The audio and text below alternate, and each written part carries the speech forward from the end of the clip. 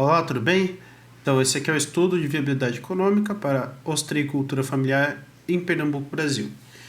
Esse estudo, que é do artigo, né, ele foi publicado em outubro de 2013. Aqui são os integrantes. Então, a gente vai passar aqui para a introdução. Então, a gente vai falar aqui sobre a crise no setor pesqueiro, né, por isso que veio esse estudo, para entender que quando ele foi publicado, existia essa crise no setor pesqueiro e quem é muito afetado são os pescadores artesanais. Então, a aquicultura, que é o processo que a gente faz o cultivo de seres marinhos em uma região. Então, em vez de a gente ter que fazer a pesca deles, a gente tem um local que a gente cultiva eles para poder ser uma renda. Então, a gente pode fazer tanto em água salgada quanto na água do mar. Então, ela tem uma importância socioeconômica, ela traz uma renda adicional para essas famílias, que elas podem também ainda continuar sobrevivendo da pesca normal. E, além disso, ela fixa essas populações nas suas áreas de origem. Elas não precisam fazer migrações para outras áreas. Então, a aquicultura, a gente vai trazer esse aqui é um panorama mundial, né, que em 2011 a aquicultura foi responsável por 63,6 milhões de toneladas de pescado, onde 41,3% da produção mundial é advinda desse produto, né? Então, e os moluscos que são cultivados em águas marinhas representam 75%, que dá 13,9 milhões de toneladas dessa produção mundial. Então, no Brasil, a gente tem um panorama de 2010, né, que a gente tem 15,6 mil toneladas, né, da produção de moluscos, onde dessa produção, 87% é vindo da malacocultura, que é a cultura de mexilhões. E a outra porcentagem vem de outras culturas, principalmente de ostras japonesas e vieiras.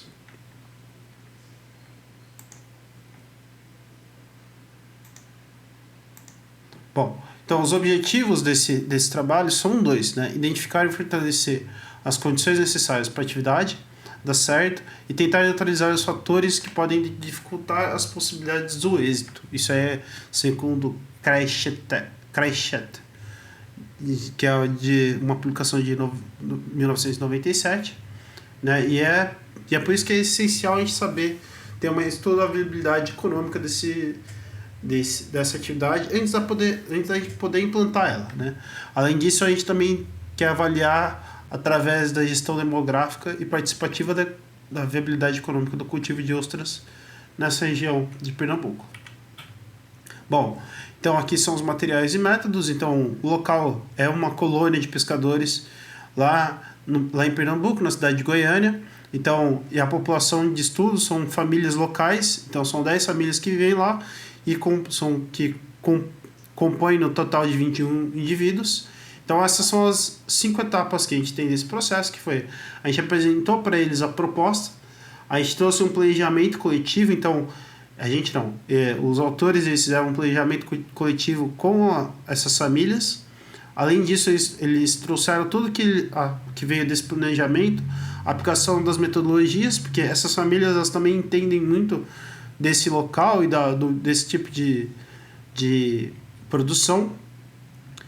A aplicação das metodologias, como eu falei, coleta de dados, que foi após fazer as culturas, e o estudo da viabilidade econômica. Então, esse aqui é o fluxograma da metodologia, certo?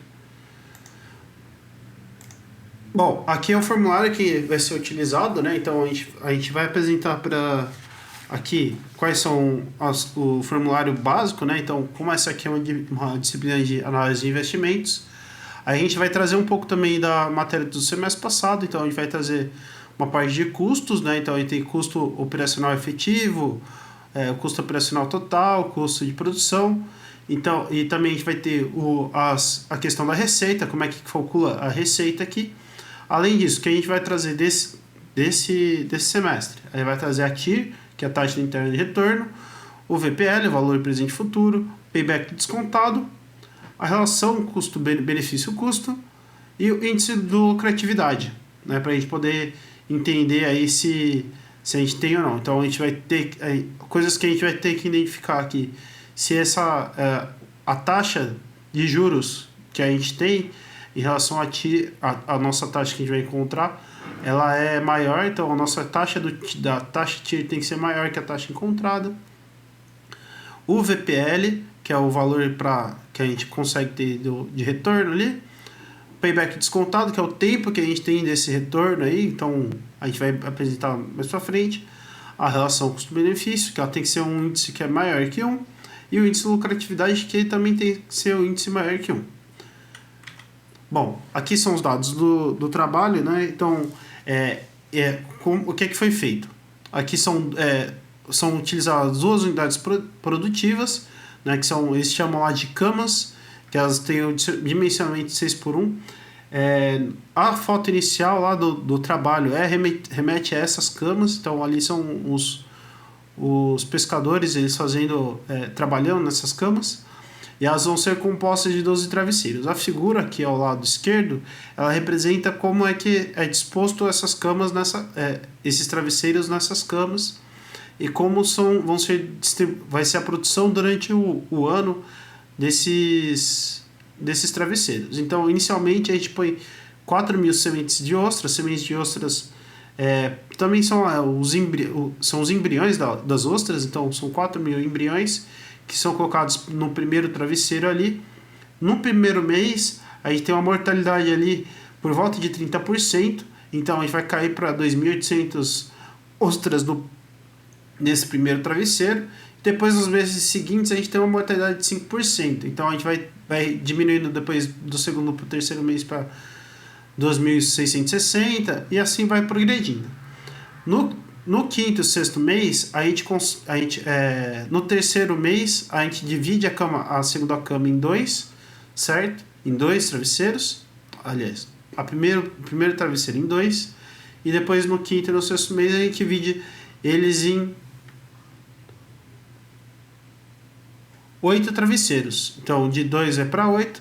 E depois desses 8, eles vão popular os 12 travesseiros ali para a gente continuar. Então, a gente vai indo igual. E no quinto e sexto mês, no começo do quinto e no sexto mês ali, a gente começa a segunda cama. Igualzinho a gente começou a cama 1. Uma das coisas que essa população resolveu fazer é conseguir as outras sementes, depois conseguindo colher no mar do que tendo que comprar. Então, a primeira cama é por sementes compradas e a segunda cama já é por colheita no local. Ok? Então, a gente tem isso. E a primeira venda que vai ocorrer é no 12º mês, com 3 travesseiros da primeira cama. E aí a gente já vai ter a gente vai ter um repovoamento dessa primeira cama no primeiro travesseiro com 4.000 embriões de novo. E nos outros 3 meses seguintes, a gente vai vender eles vão vender 3 travesseiros por mês. Isso porque quando acabar esse período, então a gente vai estar no 14º mês, então o 15º mês, vai começar a retirada da cama 2. Então vão ser 3 meses de produção da cama 1, que a gente vai ter, depois 3 meses da cama 2 e assim subsequentemente, porque aí a gente começa a ter uma alternância entre as camas, ok? Então, quais são as vantagens desse método? A área de ele é colocado numa área de variação de maré, então pode ser era uma região próxima a eles, não precisa ter não precisa ser em regiões profundas. A comunidade já tem, como eu falei antes, a comunidade já tem uma experiência nesse método. O baixo custo inicial comparado a outros métodos, então quando a gente apresenta aqui os valores, vocês vão ver que a gente tem um baixo custo. A instalação, como eu disse ali na área de variação de marés, é um local de fácil acesso, então a gente consegue colocar num local que seja próximo à maré, e ali a gente vai ter uma variação de maré e assim é possível. Então, como eu disse, tem pouca profundidade. As cotações que a gente tem desse trabalho aqui foram feitas no final do ano de 2012, são todas em real. A taxa de juros da poupança é de 6% ao ano e o nosso ATMA é de que é a taxa mínima de atratividade é de 10% ao ano. Bom, aqui a gente já começa a ter os resultados de discussão, então aqui a gente apresenta aqui o panorama dos custos para implantação. Então esse aqui é o investimento inicial que essas famílias vão ter. Então a elaboração desse projeto, então foi cobrado um custo bem baixo aí, de R$ 76. A gente tem a taxa de licenciamento ambiental, mesas com os travesseiros, né, que são as duas mesas que são as camas lá que a gente falou. Esse aí já é o custo total. A baiteira, que é um barco, né, com 2 metros de comprimento, motor de rabeta e uma lavadora de pressão e equipamentos diversos. A gente tem o maior custo aqui com equipamentos diversos, que são, em sua maioria, equipamentos de EPI. Né? Então são equipamentos de proteção individual, que vai desde luva, sapatilha, camiseta, protetor solar, para todas essas famílias. E além disso, a gente tem a lavadora de pressão, o motor e a baiteira a remo, principalmente a lavadora e o motor, eles podem ser compartilhados entre eles, então não precisa ter um para cada família. E o barco também pode ser compartilhado, mas isso aí depende muito de como essas famílias elas vão se comportar durante o trabalho. Então, o nosso maior investimento, como eu falei, são com esses equipamentos aí, que são EPIs. Né? Então, eles trazem uma redução do risco de acidente. E o compartilhamento que eu falei ali pode ser reduzido se eles forem os materiais forem compartilhados. O valor inicial pode ser reduzido. Então, máquina de pressão e o motor, como eu falei. Então, aqui só é a depreciação dos equipamentos. Então, a gente chega nesse valor de R$ 1.146,13, que é ao final de 6 anos. A gente vai ter esse valor de depreciação. Isso aí pode variar entre esses itens que estão dispostos aqui, qual que pode desgastar mais ou menos, mas esses aqui são os que a gente vai ter a depreciação anual em relação ao valor da compra, ok? Então a taxa de depreciação foi de 6,164%. Essa taxa de depreciação foi um comparativo que nós fizemos aqui com relação ao que é apresentado pelos autores no texto, tá? Bom, isso aqui no tempo de 6 anos, porque tem a depreciação desses itens pode variar de 2 a 6 anos. Bom, aqui é o nosso custo de operação da produção. Então a gente tem aqui, ó, a mão de obra não vai ter custo, porque isso aí vai vir depois por Prolabore, certo? Os insumos, que é R$600, é o que eu falei. A comunidade optou por começar a comprar os 4.000 embriões primeiramente ali, então vai gastar R$600 para comprar esses embriões aí, essas sementes de ostra, e depois eles vão pegar essas sementes no ambiente marinho. Além disso, a gente tem a depreciação, que eu apresentei ali em cima. Então, para chegar naquele valor, a gente fez uma comparação da depreciação aqui. A assistência técnica não vai ter nenhum custo, então eles obtiveram uma assistência técnica também do pessoal dali que estava fazendo estudo, mas também eles já entendiam muito da manutenção e como fazer essa produção. O Prolabore, que é o pagamento dos salários deles, então entra nesse item aqui do custo operacional. Além disso, tem algumas despesas, essas aqui, no valor de R$30, onde essas despesas extras aqui são 5% do nosso custo operacional efetivo, tá? E, além disso, os juros de custeio, que dá R$18. Bom, além disso, a gente tem uma remuneração de investimento de R$36. E a gente chega nesses valores aqui. Além disso, a gente tem que fazer as seguintes contas, cálculos da produção. Então, a gente vai chegar aqui, ó, que considerando uma taxa de mortalidade de 5%, então como eu disse lá, a gente falou ali no começo, sempre vai ter uma taxa de 5% de mortalidade depois do primeiro mês.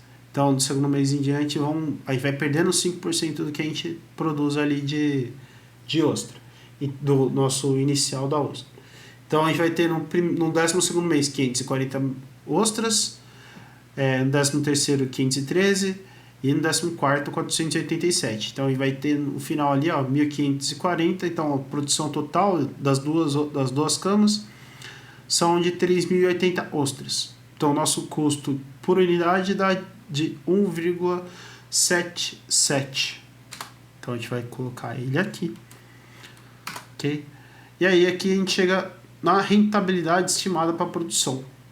Então, a gente tem nessa produção de 3.600, então eu apresentei aqui 3.080 porque foi fazendo essa conta.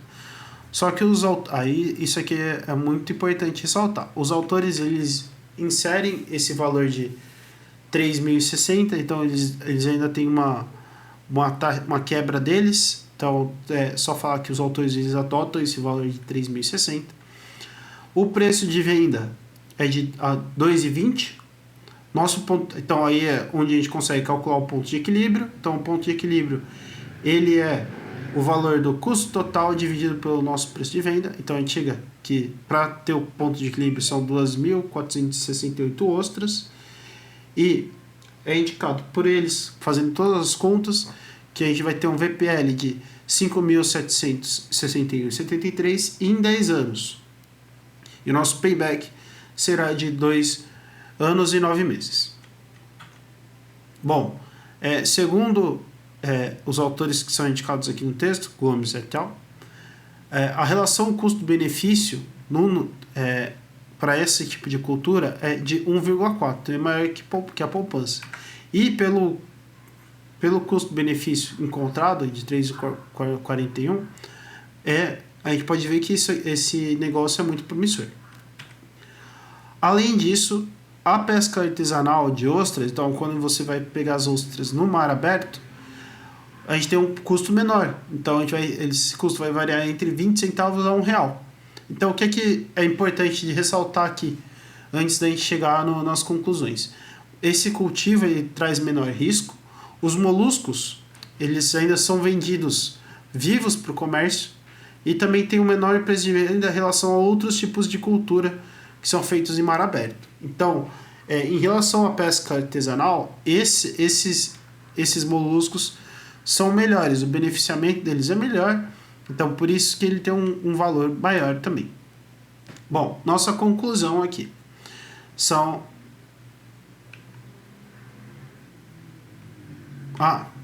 uma coisa aqui, sobre o menor risco é o seguinte...